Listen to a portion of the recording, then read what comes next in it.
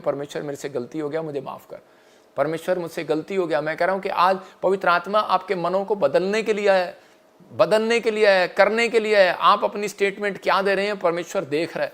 लेकिन अगर आप दूसरों को देखकर, बिजनेस को देखकर, दूसरों की जॉब देखकर, दूसरों की नौकरियां देखकर आप चिंता में आ जाते हैं, आपकी अशांति भंग हो जाती है। जब आपके गेट के बाहर गाड़ी आ जाती है, जब आपके गेट के बाहर आपसे कोई बड़ा अफसर आ जाता है, आपके बच्चे के सामने अफसर आ जाता है, या पास्टर के सामने दूसरा पास्टर आ जाता है, अच्छा ये मेरे से अच्छी भविष्यवाणी करने लगा, अच्छा ये मेरे से अच्छी हीलिंग करने लगा, शांति भंग हो जाती है उनकी। कहता है कि अगर आपकी शांति भंग हो रही है तो परमेश्वर का आत्मा ज्यादा दिन नहीं चलने देगा ये चीजें। ये याद रखना कि अपनी शांति को बनाए रखो। मेरा मैसेज यही है कि अपनी शांति बनाए रखो, नहीं तो दुकान चलेंगी नहीं 2025 में, बिजनेस चलेंगे नहीं 2025 में।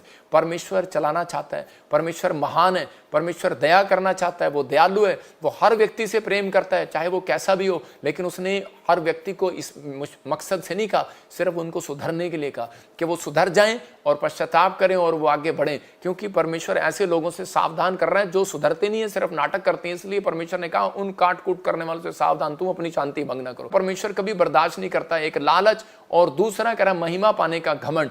लालच क्या कहता है कि एक व्यक्ति को किसी भी चीज का लालच हो जाता है कि मुझे बस ये लालच, मुझे ये चीज लेनी है, और परमेश्वर से जिद करने लगता है प्रार्थना में। और दूसरा ये कि महिमा पाने का घमंड कि मैं ही सबसे बड़ा पास्टर हूं, मैं ही सबसे बड़ा बिजनेसमैन हूं, मेरे मोहल्ले में मेरे से ज्यादा कोई आगे नहीं आना चाहिए, मेरे से मोहल्ले में कोई देश में एमएलए या प्रधानमंत्री नहीं बनना चाहिए, मैं बनूंगा, बस मेरी सरकार चलेगी, मेरा घर में हुक्म चलेगा। हो सकता है आपकी पत्नी हो, सास हो, कि मेरा हुक्म चलेगा, बस महिमा पाने का घमंड, घर में मेरी चलनी चाहिए, बाहर मेरी चलनी चाहिए। परमेश्वर का आत्मा ऐसे व्यक्तियों को सावधान करता है, कहता है सावधान हो जाओ।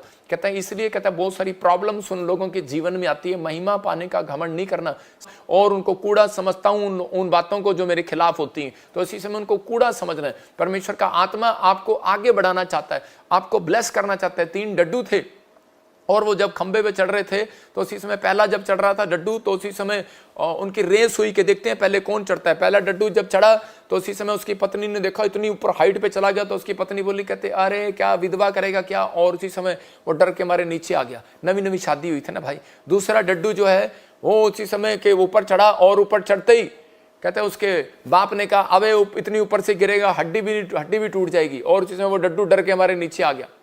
जब वो नीचे आया डड्डू, तो उसी समय उसको बाद में उसकी पत्नी ने बताया अबे डड्डू के अंदर तो हड्डी नहीं होती, टूटती क्या, वो डर के मारे नीचे आ गया। और तीसरा डड्डू जो था वो डड्डू ऊपर चढ़ रहा है, और डड्डू जो तीसरा जो था वो ऊपर चढ़ गया, और उसी समय लोगों ने उसको बुरा भला कहा, बेकार कहा, लज्जित कहा, ये क्या मर जाएगा, ये हो जाएगा, तेरी औरत विधवा हो जाएगी, कहाँ चढ़ गया इतना अच्छा, तेरे बच्चे जरा नाथ हो जाएंगे। बहुत कोशिश किया उसको दौड़ से हटाने की, लेकिन वो उस व्यक्ति